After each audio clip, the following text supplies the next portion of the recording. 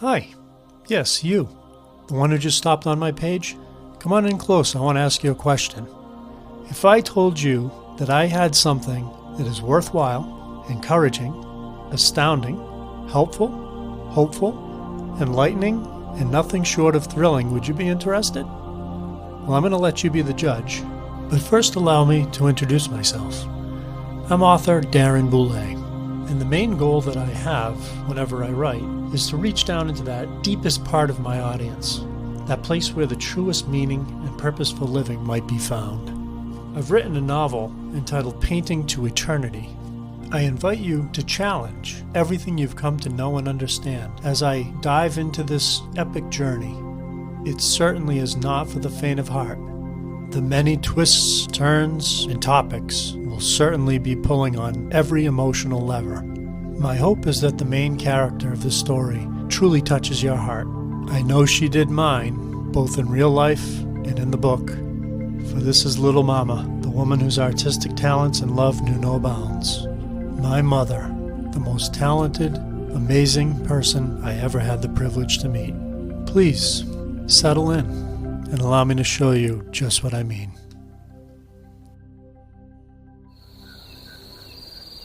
Chapter 1. The Witch's Last Breath. November 20th, 1789, 9:12 p.m. Normally, Old Stable Lane was every bit its name. Aside from the fickle tendencies of the weather or the random acts of God that would fall now and again, things along this passage had a knack for holding steady across time. The lane itself was the picture of calm, a strip of trodden earth set beneath the dense wood of the town's outer limits. As for the land on either side, it was an uncommon sprawl of acres, undesirable for settlement, yet blessed with a widely known beauty. A stream ran through it. Oaks, maples, elms, and pines rose from the steep slopes of ledge and thickets. Boulders of every shape and size poked as they always had above the deep compost of the forest floor.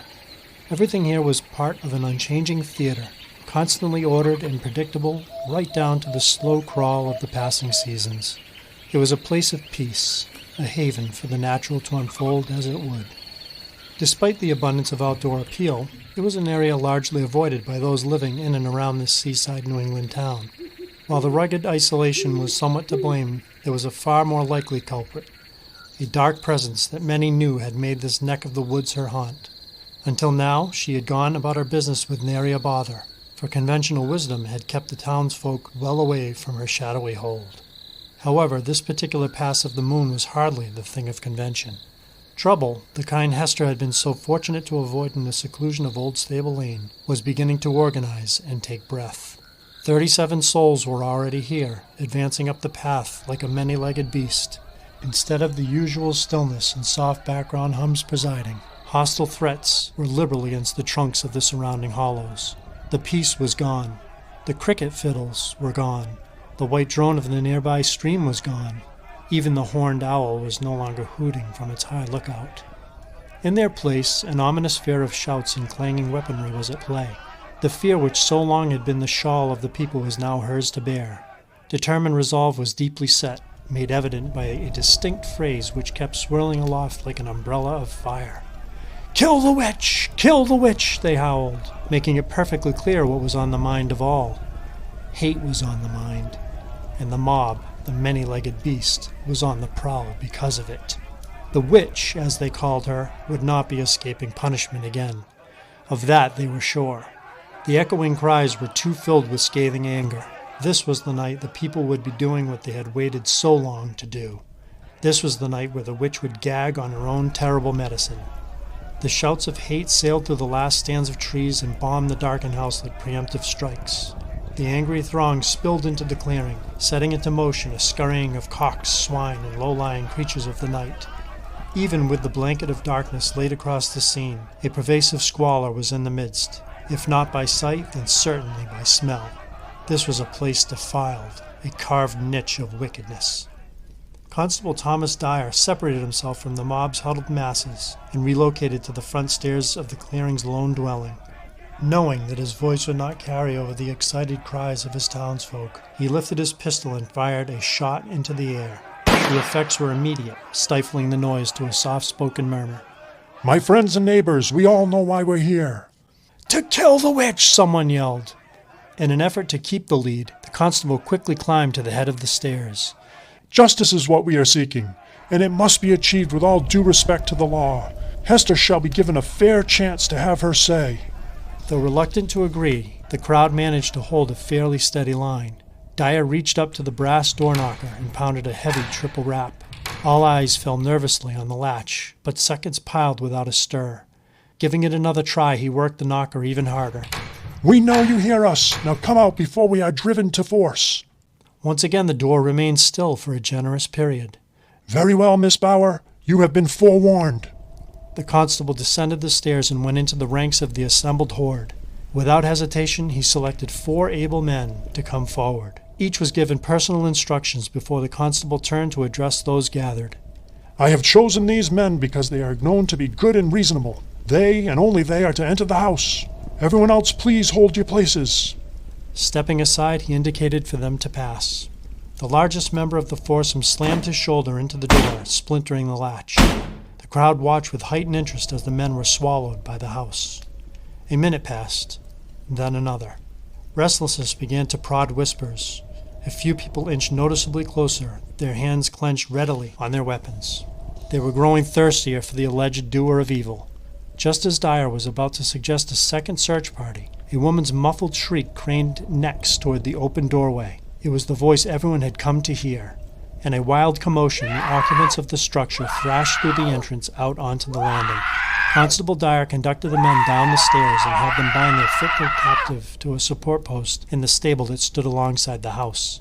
Most of the onlookers were repulsed by her sight, for her body was a hideous patchwork of poor hygiene and birth defects. One of her arms was far shorter than the other, with a partially clubbed appendage at its end. On her wrist was a raised patch of folded scar tissue, purple and scabbed as if constantly picked and scratched. Her upper torso was strangely twisted upon itself by a severe bend in her spine. An exaggerated case of edema glutted the shanks of her legs, making them thick as logs. And her face was repulsively woven, a blend of sallow-lidded eyes, a large bulbous nose, and drooping slabs for cheeks. The man who had used his brawn to break the door stepped forward and announced, Didn't get her until we reached the cellar, and almost didn't get her there either. Seems she's got... A moment of contemplation allowed him to spit a well-chewed blade of straw. Seems she's got some sort of tunnel dug under there. Darndest thing I've ever seen. Finally nabbed her trying to climb down into it. In the meantime, one of the other men went over to the constable to hand him a darkened burlap sack, saying something quietly into his ear. He brushed his hands clean before hastening with the others to rejoin the tightly knit throng. Constable Dyer assumed the floor. He crossed slowly to where Hester was roped and placed the sack at her feet. She seemed not to notice as she hung from the pole with a nest of tangled hair shielding her face. Using the bargaining power of his firearm, Dyer drew her eyes to his by nudging its barrel against her chin. Hello, Hester. She stared vacantly, saying nothing in return. I'm sure by now you're aware what this is all about. Again she said nothing.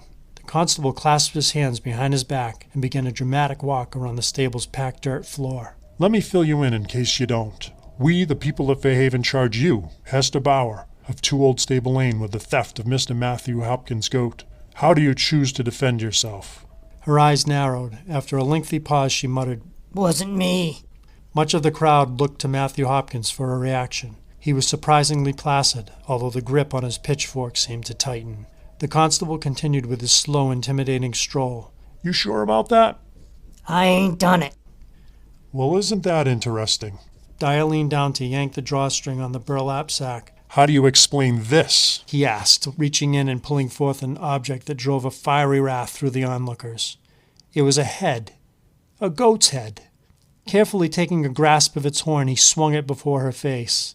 It ain't mine. Sure it is, the constable stated firmly. My good men found it in your secret tunnel. No. Hester's face suddenly took on a pathetic expression. Please, I beg of you, have pity on me. I ain't done nothing to hurt nobody. The plea elicited a ferocious outburst from a woman in the audience. She stole the goat so she could drink its blood. I declare her a witch. Hester struggled with her bindings. No, it ain't as you say. I ain't no witch. A whimper slobbered through her toothless gums. I'm guilty. Yes, I stole the goat because I needed the food. I know I was wrong to have done it, but I beg of you, let me pay the Mr. Hopkins. Every swine I've got is his, if he pleases.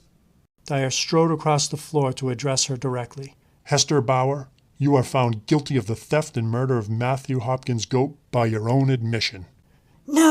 No, it ain't like that, She shrieked as off in the background an unnoticed lantern bearer emerged along the edge of the clearing.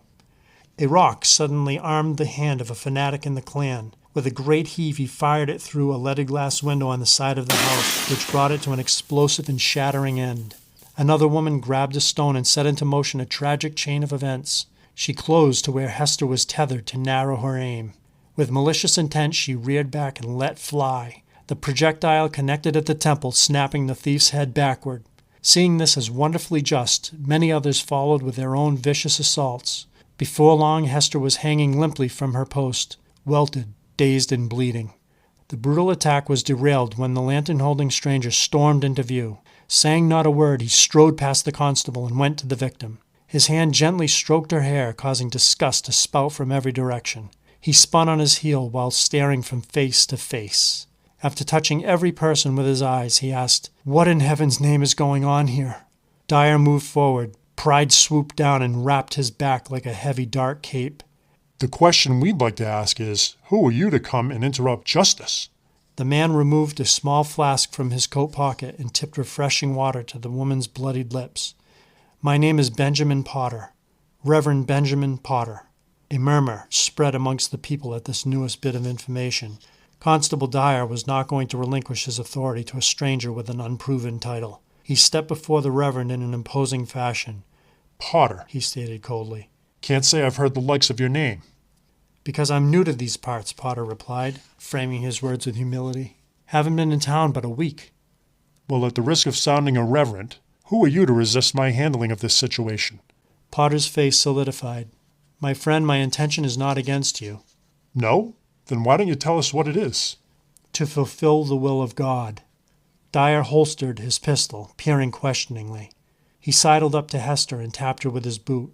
This here woman is the scourge of town, a proven crook. We as law-abiding citizens are making sure her evil is wiped away for good. Ben listened intently but held his tongue. I'm confident, as a man of the cloth, you can appreciate what we're doing here, furthering God's kingdom. This man's words penetrated Ben like swords. With a negative shake of his head, he asked, "Do you honestly think what you are doing is righteous in the sight of the Father?" Why, yes, we're destroying the devil's servant. The crowd agreed with shouts and stabs. Very real frustration attempted to spring in Ben, but he remained faithful to his cause. "Please listen to me," he shouted. "What you are doing here is fighting evil with evil." A solitary voice floated up from the masses. "Why don't you take your lantern and go home? She deserves to be punished with every last rock in these woods." Ben ignored the comment and continued with his reason. "In trying to harm this woman, you're following justice according to the law of the Old Testament. Thanks be to Christ, who gave us a new covenant." Scorn poured from the stable's periphery. "Our responsibility as Christians is exactly the opposite of what you are doing." The pride on Constable Dyer's back prickled. By all accounts, this was the moment to end this rhetoric. He snatched the goat's head into his hands and held it high for all to see. Take a look at what this woman did to our neighbor's animal. "Yes, there's no denying the evidence," the Reverend agreed. "But how we handle ourselves is what matters to our Father in heaven. We are to love our enemies, bless them that curse us, do good to them that hate us, and pray for them which despitefully use us. We are not to recompense evil for evil. If it be possible, as much as lieth in us, we are to live peaceably with all men. Dearly beloved, avenge not yourselves, but rather give place unto wrath, for it is written, 'Vengeance is mine, I will repay, saith the Lord.'" Pointing his finger at Hester, Constable Dyer shouted, By the authority vested in me, I will see to it that justice is served against this woman. If there were ever a devil among us, there she is. Ben's presence was diminished as the people before him resumed the crafty stir of the many-legged beast. "Death to the witch!" "No," Ben exclaimed, waving his arms. "You shall not kill a creation of God. Stone her! It's not for us to do. This is a spiritual battle. Don't you see that? Her soul is possessed. We need to pray for her, not destroy her. That's the devil's job, to steal, kill, and destroy.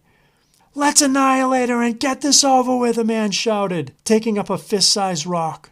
Stop! The glory and grace of God is what this woman needs. It's a matter of winning her soul. Kill her! Kill her! Ben fell to his knees with his hands clasped in prayer. Don't do this. The Lord Jesus Christ died for every one of us. A stone shot through the darkness and found its mark with a sickening, hollow thud. Another struck the post just above her head. Ben's dam of virtue could hold no longer. The horde gave itself over to temptation and released a flood of sin. Thud, clunk, thud, talk. In a shocking and unexpected move, Ben redirected his effort at the victim. Hester, you can be saved. All you have to do is receive God's righteousness. She let a wallowing eye fix on him. Yes, listen to me. Confess with thy mouth the Lord Jesus, and believe in thine heart that God hath raised him from the dead. For with the heart man believeth unto righteousness, and with the mouth confession is made unto salvation. Help me, she moaned. Yes, yes, just do as I say. A stone smashed her in the jaw. With blood flowing strings from her lips, she whispered, I ain't no crook. In closing her eyes, she was content to end matters on those empty words. Like a driving rain of death, stone upon stone pelted her sagging form, until finally her life was destroyed forever. As the last thud sounded upon the dead, a tremendous activity of invisible flapping wings parted from the flesh of everyone involved, all except for the bearer of the lantern. Hate's whims were finished. It was a job well done, an undeniable victory for the side of evil. In a swarm of confusion, the legions flew up and away into the nighttime sky to report the good news to their king.